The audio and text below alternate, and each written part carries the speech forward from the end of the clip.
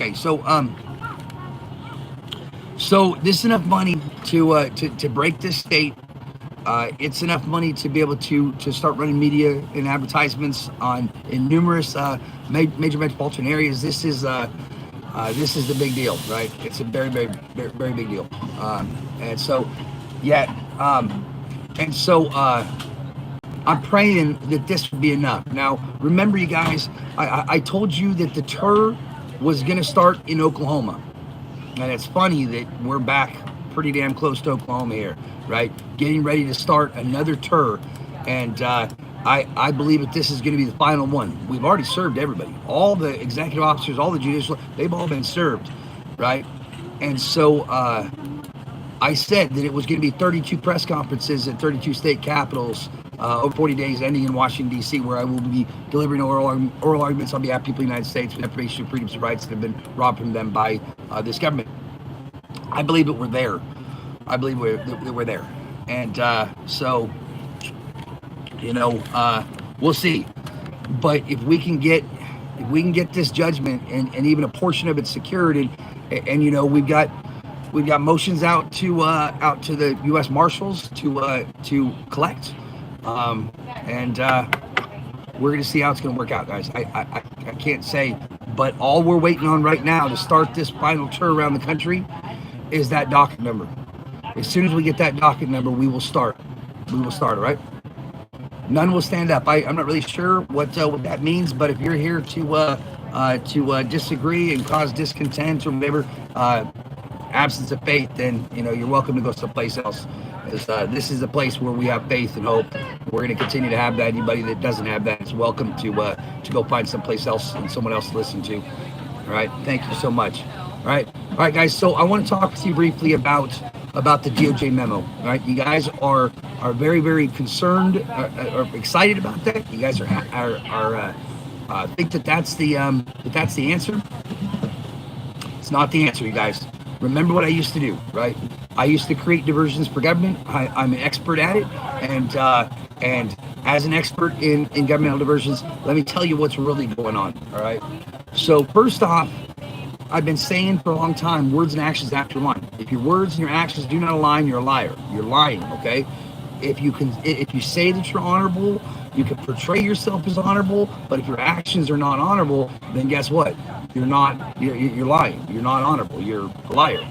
So your words and actions have to align. So you got to look at those two things. You guys are looking at words and you guys are saying, okay, this is the answer. We're all good. You guys are not seeing the actions behind those words, right? So let me ask you right now, okay? So if the executive branch, because remember, the Attorney General, DOJ works for the executive branch. They work for the president.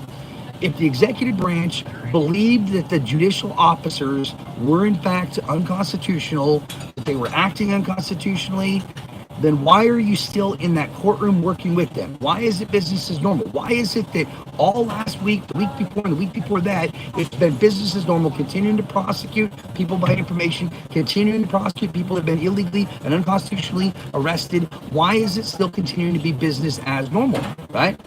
If you know that someone is acting unconstitutionally and you state that in a memo, which is great, you guys, that's actually really good. We got DOJ to admit that this is true, because it is true, right? I've been saying this for 7 years. These judges are unconstitutional. What they're producing is unconstitutional, right? And as a result, when you act unconstitutionally, government, what you produce is going to be unconstitutional. We know that, right? That's what I've been saying ever since this started, right? But the thing is that if you continue to work with someone who you have now stated is unconstitutional, then don't you think that that's misprision? Aren't you now engaged in an unconstitutional act yourself, right? You see, this was stated by the Attorney General of the state of Rhode Island. I was just up there a couple weeks ago. I don't know if you guys have seen this video, but the Attorney General of the state of Rhode Island, during campaign season, right, just a couple months ago, he did a campaign speech at a high school, right? And he was asked a question about the unconstitutionality of statutes. And he stated during that speech, he said that he's aware that a number of these statutes are unconstitutional, but he's going to continue to enforce them until directed to do otherwise. You see, This is the highest executive officer of a state that's still sitting on that state that has now stated publicly to everyone that he's going to continue to act unconstitutional, that he's aware that it's unconstitutional, and he's going to continue to do it. Right? So Echo Black Box, hey, whoever my my people are, go ahead and please start blocking some of these dumbasses because I understand I'm in a grocery store, you guys, but if any one of you understood what I do and where I'm at, then you would understand why I'm sitting in a grocery store right now, right?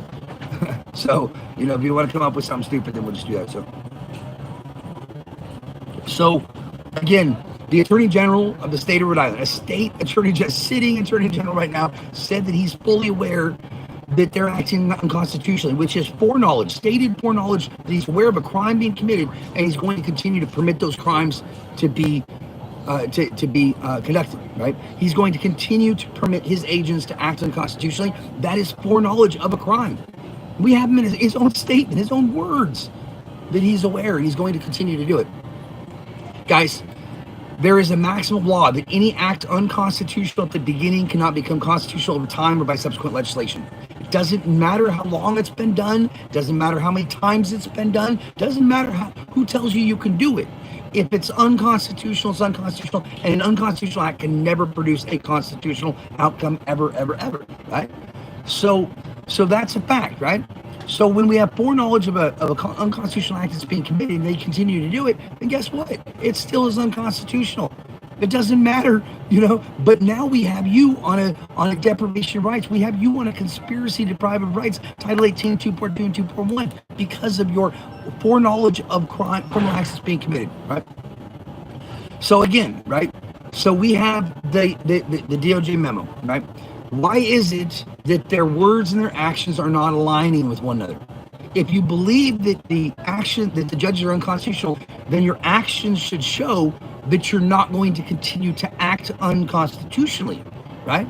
You're not going to permit your agents to go in and continue to prosecute or to continue to engage in criminal and judicial proceedings when there isn't a judge sitting in that courtroom, right?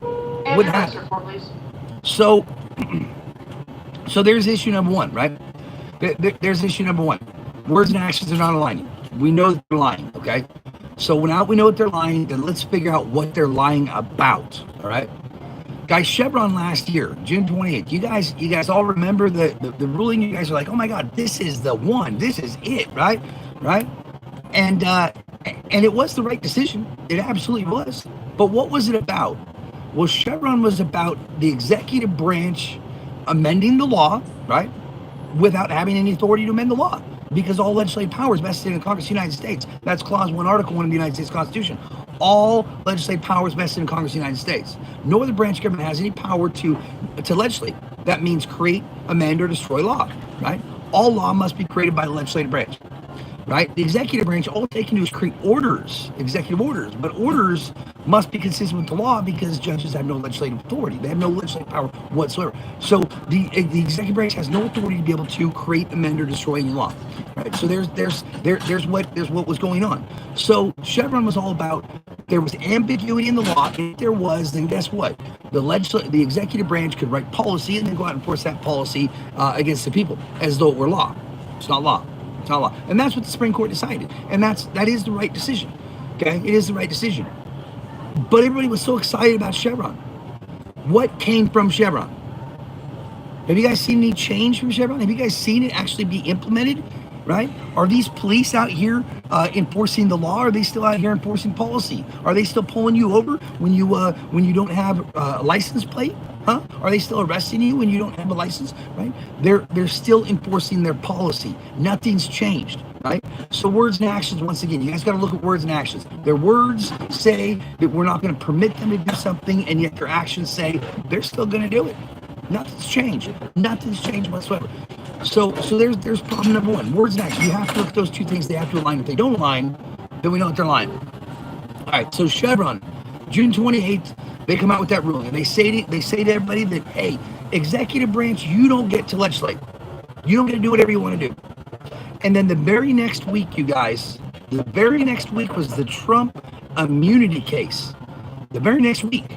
So June 28th to July 2nd, June 28th, they say, executive branch, you cannot do whatever you want to do.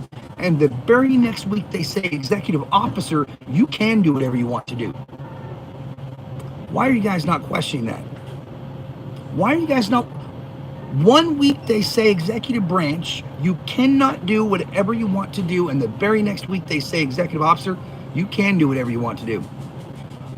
There's a problem with those rulings, you guys, and you need to look into that. You need to think about that. Those two rulings don't make sense with one another.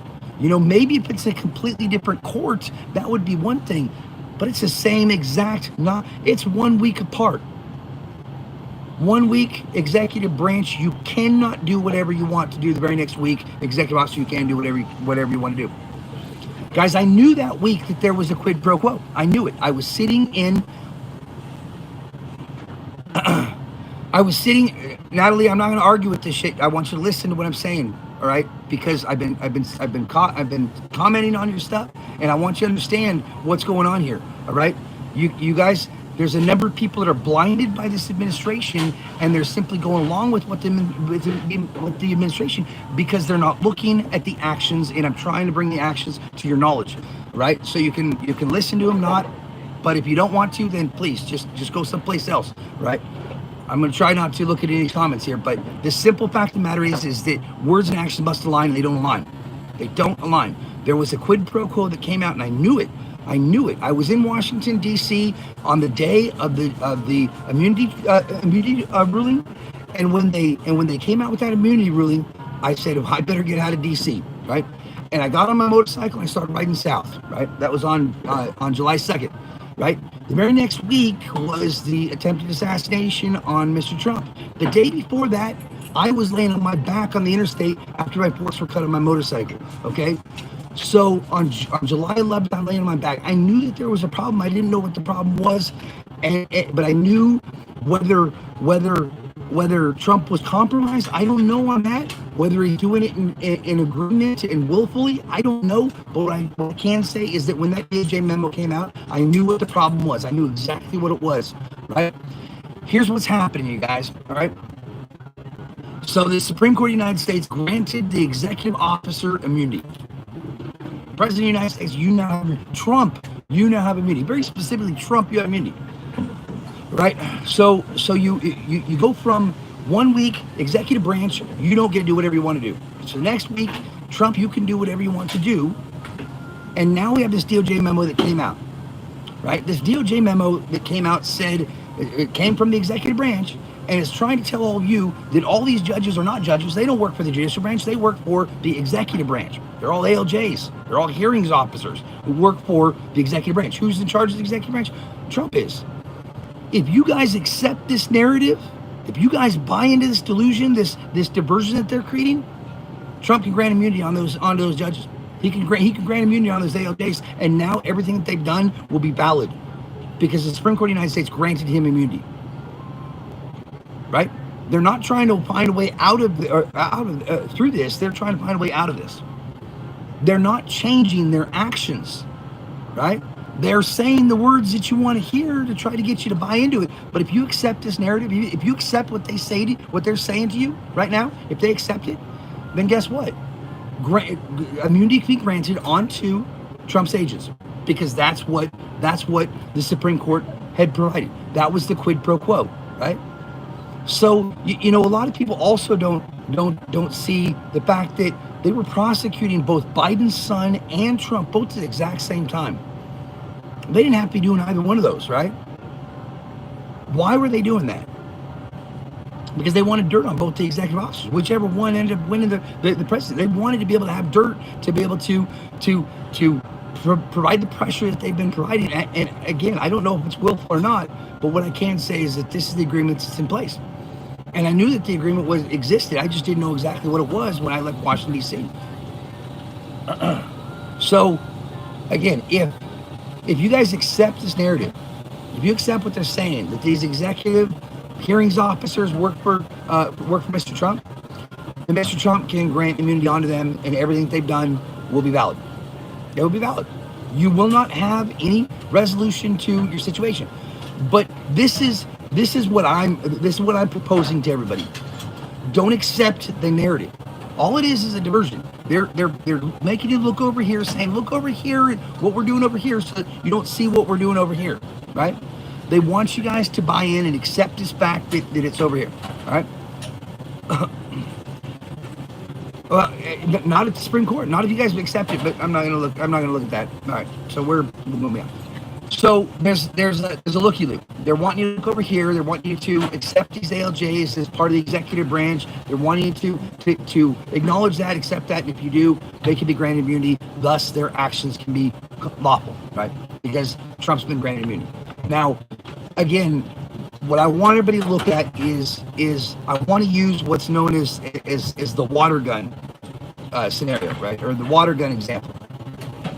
You see, if I walk up to you out in town and I have a water gun on me and I say to you, give me your money or else I'm going to shoot you. If you guys believe that gun's real, right, then it's real, right? It's all about what you believe, how you perceive, and how I portrayed it. If I portrayed it as though it's real, you believed it was real, I'm going to go to prison for robbery because that's a crime, okay? So it's all about you being the victim and what you interpreted and how it was portrayed to you, okay? These ALJs, they may very well work for Trump. They may very well be a part of the executive branch. I'm not going to argue that. But what I'm going to say is that when you walked in that courtroom, you believe that they were judges. Y'all believe that they were judges. Y'all believe that they had the authority to do things that they were doing to you, right? You all believe that they could call you in, that they could send you to prison. You guys believed the narrative that they were portraying to you. Therefore, just like the water gun, that judge is the judge. Don't accept the fact that that's not a judge. Don't accept it's a hearings officer. Accept that that's a judge. Because when you walked in that courtroom and they stole your kids from you, when you walked in that courtroom and they sent you off to prison, that judge was a judge working for the judicial branch. They portrayed it as such. You believed it as such. And as a result, the decision is that was a judge, right? Don't buy the narrative. Don't accept the narrative, right? Because as long as they work for the judicial branch, there is no immunity. Because Trump can't grant the Supreme Court immunity, right? We can break up what they've done. We can circumvent it. We can prevent it from playing out the way that they're trying to make it play out. If you guys don't buy in the delusion, don't accept it, right? Continue to acknowledge the fact that, well, maybe they are executive officers, but not when they made that decision in my case. When they made that decision, they worked for the judicial branch because they told us that they were a judge. They portrayed themselves as a judge, and that Supreme Court of the United States didn't correct anything. So they're a judge, right? They're a judge. They're not a hearings officer, right? They're not an ALJ. They're a judge. Stick with that. And when you stick with that, it's about the criminal element is what they did to you, right? If they're an ALJ, they can get immunity. If they're not an ALJ, if they're a judge, they can't have immunity, and thus what they did is unconstitutional. You guys will have the opportunity to be able to recover for damages and injunctive relief. So again, going back to now what it is that I'm doing, guys. You guys, if anybody's not clear yet, let's go ahead and run through one more time here, guys. I've had some great podcasts here the last few days. We had I had Fearless Floyd on Friday. I had the Liberty Rights podcast on Saturday. I have Just the Dude tomorrow. I had the Bearded Dad. That was a great one as well. We've had Book 101, Law 101. I've had like 7 or 8 great interviews just in the last few days, guys. So, if you guys want to go out and listen to some of the things I'm saying, if you're not clear on what I'm doing or the approach that we have, please, there's lots and lots of examples as to what we're doing on these interviews. I've had 2 awesome interviews with KBOB out of Tulsa, Oklahoma. You guys, you're welcome to go and see them, KBOB. And then I had an excellent interview with Eye of the Storm. What's interesting about Eye of the Storm, you guys, when you go out and you watch this one, and it's only on Rumble. Eye of the Storm on Rumble, it was on April 24th of 2024. So about a year ago, right? Now, April 24th of 2024 was about a week and a half before I went out and started serving the attorney generals, right? About a week and a half before I left to go out and start serving them. And I told them in that interview, I told them exactly what's going to happen. That you are all on notice, and I'm going to go out and I'm going to prove to the whole country and show the whole country the deprivation rights and conspiracy private rights that you're all committing, and you guys are going to have to make a decision which side of the law you want to be on. And I'm pretty happy that God put those words in my mouth, because that's exactly what we ended up doing. We went out, we showed the exact crimes that these guys are committing. We put every one of them on notice, and we've given them an opportunity and ample time to be able to correct their unlawful acts, and they've chosen not to do it. So, at this point in time, I don't know if there's any jury in the country that would disagree that there's not something that they could have done to correct these treasonous acts of their agents. And I don't think I'd have a hard time finding a single jury in the country that wouldn't find them guilty on all counts of treason for every one of them, because I've served every single one of them.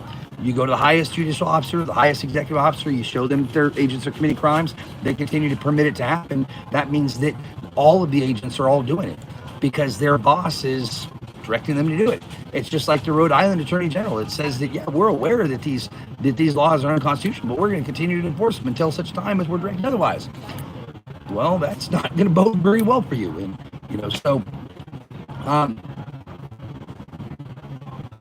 so the United States Constitution is the overarching requirements. Every state must follow the overarching requirements. No state can act its own alternative legislation substituted for the guarantees of the Constitution, because that would be unconstitutional, right? No states have the authority to do that. States are not sovereign. They gave up their sovereignty to join the Union and subject themselves to the supremacy of the United States Constitution. The definition of a sovereign state is a state that is complete in itself, not subject to a higher government's laws. Every one of these states are subject to the higher government's laws, the Constitution of the United States. Therefore, no state can be sovereign. The only sovereign entity would be the United States of America, which is nothing more than an aggregate of we the people, right? We the people are the sovereign entity. We all know that, all been clear. We create the laws, not the states. The states is a creation of us, the people, and as a result, that which is created cannot be above the creator. This is a creator issue. So the Constitution of the United States provides the overarching requirements that all states must follow. We're using the indictment issue as a mechanism to be able to get in, be heard. Because today there's more than 700,000 people currently in prison across America on direct facial constitutional violations because the states did not have an indictment by a grand jury consistent with Clause 1 of Amendment 5 in order to arrest them, right? So Clause 1 of Amendment 5 says no person shall be held to answer for a capital or otherwise infamous crime unless a presentment or indictment of a grand jury. It's pretty clear. You better have an indictment by a grand jury before arresting someone holding them over for a capital or an infamous crime. Well, state of Washington is the primary respondent in our litigation. State of Washington, Article 1, Section 26 of its inferior constitution says no grand jury shall be drawn or summoned in any county. So now we have a state constitution and its provision that functions directly contrary to the United States Constitution. And yet the states say, oh, well, we can do that because of states' rights. That would mean that the state laws are more powerful than the Constitution. That would mean that the states' constitutions are the supreme law of the land, not the Constitution of the United States. And just as Chief Justice Marshall said, the power of government is limited and defined. And those limits can never be mistaken or forgotten because the Constitution is written. To what purpose are powers limited, and to what reason are those limits committed to writing if these limits may at any time be passed by those intended to be restrained?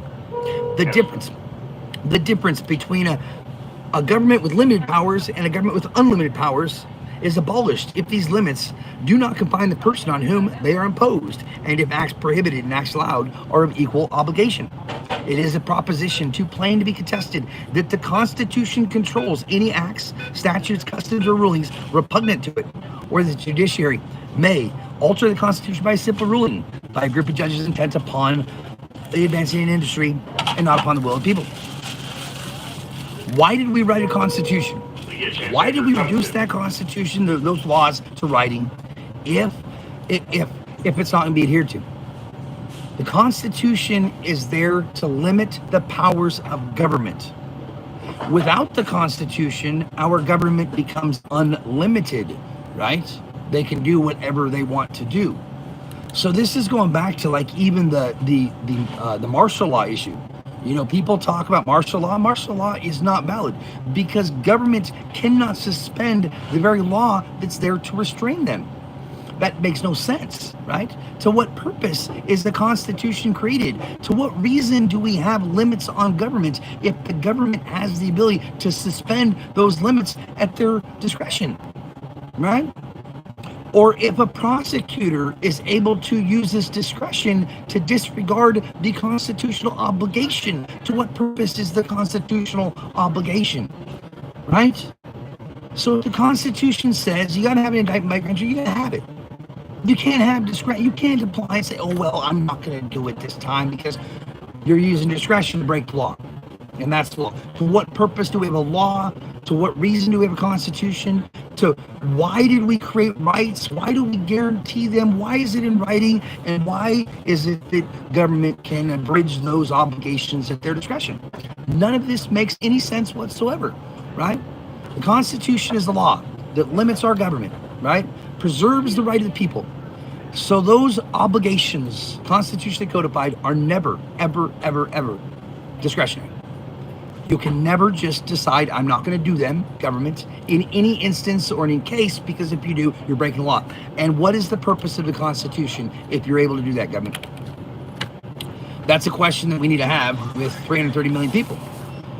Because today, again, there's 700,000 people currently imprisoned here in America that never received an indictment by a grand jury, despite the fact that it's required by the Constitution of the United States. The states have decided that they are not going to do what they're obligated to do in writing, enumerated, everyone can see it, and they're trying to find a way out of it. So they're just trying to find a way out, right? The judges do whatever they want. That is true. But the judges are doing whatever they want because the people of the United States are permitting them to do it. That's why the battle is fought in the opinion of the public, because the public needs to know the criminals that they are permitting to act criminally. The people are complicit in this criminality. People are co-conspirators as long as the people permit their agents to do these things. Period. Right? And so that's why we got to get out here and we've got to fight the people and their opinion, because we have a system today that is so efficient and effective that we think that they're the good guys, and yet they're killing people with absolute impunity. They're breaking the law and committing treason and destroying the country that we love, the country that they were instituted to preserve, protect, and defend. If the people knew this stuff, then this would never be permitted. It would never go any further, right? But they know that as well. That's why they're preventing this information coming forward. That's why they prevent my videos from going out. That's why we have 22 people on this live right now. I guess 20. Right, we have 31 people combined between 3 different feeds right now, and that's it. And so the people need to hear about this, and we're really hoping that this week we can make this press conference go successfully, because you guys know this is a business. Everybody knows it's a business, and if it's a business is concerned about money, and they're about to lose a lot of money from a judgment, right? I mean, one of their main corporations, their subsidiaries, is about to collapse from one single judgment. One judgment out of hundreds of thousands that I know of, right? One judgment. And so, understanding that, what I've been trying to do is I've been trying to find a way to make it more expensive to continue to do business unlawfully than it is for them to decide to act lawfully. Right? How do we make it more expensive for them to continue to do business? And so, there's a couple things that I'm looking at, but ultimately we've got to get a massive amount of money all at once. And one of the things that we're considering now is that I can attach the bond. I can attach the bond of every single agent in 42 states right now, all at once, because I provided notice of their unconstitutional acts.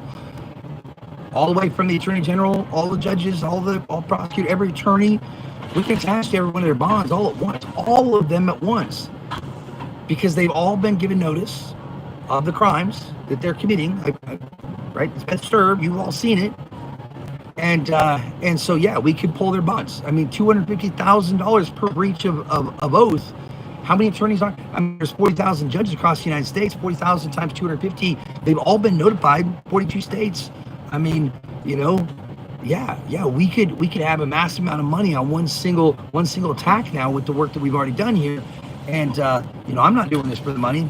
So I've already said what I would like to see. I'd like to see education be free for everybody. So whatever money I get is going to go into a pot, just like I said, and we're going to ensure that everybody gets the education that they want, that make them into the person that God has created them to be. So, we're going to create that account, low interest bearing account. We're going to put whatever money we get into it, and from that we're going to start drawing the interest only out of it, so we can pay for everybody to go and get a college degree instead of going and paying for them to be enslaved in these financial institutions for the direct benefit of the state. So we got an inferior constitution in a state, functions directly to the contrary United States Constitution, and as a result, again, any act unconstitutional at the beginning cannot become constitutional over time by subsequent legislation. So it doesn't matter how many times the states have done this; it still isn't constitutional. It doesn't matter if they secured an indictment after you were arrested, because remember, guys, the Constitution says no person shall be held to answer for capital or otherwise infamous crime. If you were held to answer and then they got an indictment 4 months later, you were still held. It still is unconstitutional. That's why the maximum law says that an unconstitutional act at the beginning cannot become constitutional over time or by subsequent legislation. Doesn't matter if they got it afterwards, you were still held to answer for that infamous crime. It still is unconstitutional. You're still sitting on an unconstitutional judgment because it derives from an unconstitutional arrest. The arrest must be consistent with the procedural process codified in the Constitution, and that affects pretty much everybody in prison. Pretty much everybody. Pretty much everybody. And that's been the goal all along, guys, is to stop this shit in its tracks, right? Every single one of those people are there because an institution has created some sort of situation that's caused trauma in their life, by stealing them from their family, by creating conflict between husband and wife. Any number of different things has caused this to happen, because the system has changed the trajectory of their life by acting unconstitutionally and unlawfully in order to produce a desired result, and that result is to enslave and imprison someone so they can force them into involuntary servitude so that they can profit off of that involuntary servitude. There's no denying this reality. There's no denying that this is happening, and and it's funny that that nobody's even arguing that point. They're arguing that these are bad people, right? These are bad people, but yet the people that are calling them bad are out killing people with absolute impunity. The people that are out, that are calling them that, are out committing treason, right? The people that are out, they're the bad, right? They're the cause of the crime in our country, because, if there were peace and harmony across our country, because we had leaders that were peaceful, then we wouldn't have crime. They're the cause of it. They're leading our country toward criminality, and they need to own up to these treason acts. So, guys, again, we're going to be heard from the indictment issue, right? We're going to be heard from the indictment issue, and there's a reason why we have to use the indictment issue as well, and that's because in order to challenge the unconstitutionality of a law, you must be directly impacted by that law, right? So the only people that can challenge this is prisoners. They're the only ones, because they're the only ones that have been impacted by this. If you want to challenge the laws of felony, NAACP can't do it, judges can't do it, none of them can do it, because you have to be directly impacted by it. That's the only way, right? That's the only way you have standing. That's why the prisoners are the only ones that can actually do this. They're the only ones that can actually challenge the unconstitutionality of these laws. Anyone else came up with a suit and they would not have standing, be dismissed, because they're not directly impacted by the law. So you have to be directly impacted by it in order to challenge the constitutional law. Therefore, these prisoners are the only ones that can do this. No one else can. All right, so the indictment gets us in to have a bigger argument, guys. What's that bigger argument? It's Article 3, right? It's all about jurisdiction, okay? All about jurisdiction. Because the real heart of the issue is can a state be a judge in a case in which the state itself is a party? No, they can't. No man can be judge in his own case, right? No one can judge it. That's well known.